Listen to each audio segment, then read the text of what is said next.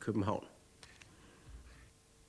Halli, halli, hallo, vi vinder i Mexico, og vi er alle med, når drengene tager afsted. Vi er på vej, vi er på vej, vi er på vej til Mexico.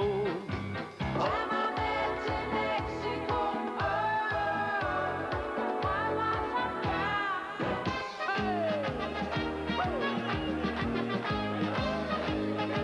Hvad synes I om det nye tøj? Jeg synes, det er anderledes, men jeg synes, det er et frisk boost inden for fodbolden i det hele taget. Man ser mange, for eksempel sydamerikanske hold, som spiller i lignende dragter, men jeg tror nok inden for landshold, inden for de forskellige fodboldforbund, der er folk for det meste ret konservative, hvad angår påklædning.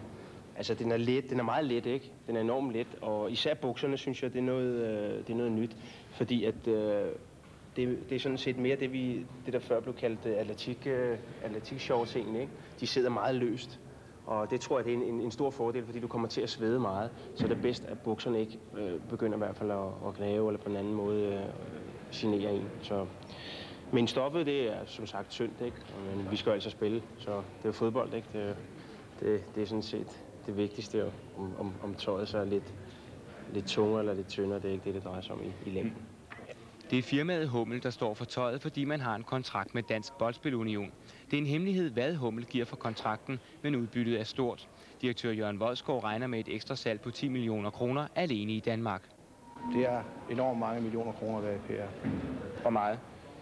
Ja, det kan næsten ikke gøres op i millioner, tror jeg. Når vi kommer ud i så mange lande i hele verden og får at vise vores kollektion, så er det mange millioner. Fodbold er en god forretning. Helt afgjort, og det er også et dejligt spil. Hummel fik i dag forlænget sin kontrakt med Dansk Boldspilunion og skal så de næste 5 år forsyne landsholdet med tøj. Og den kontrakt skal Hummel betale mere for end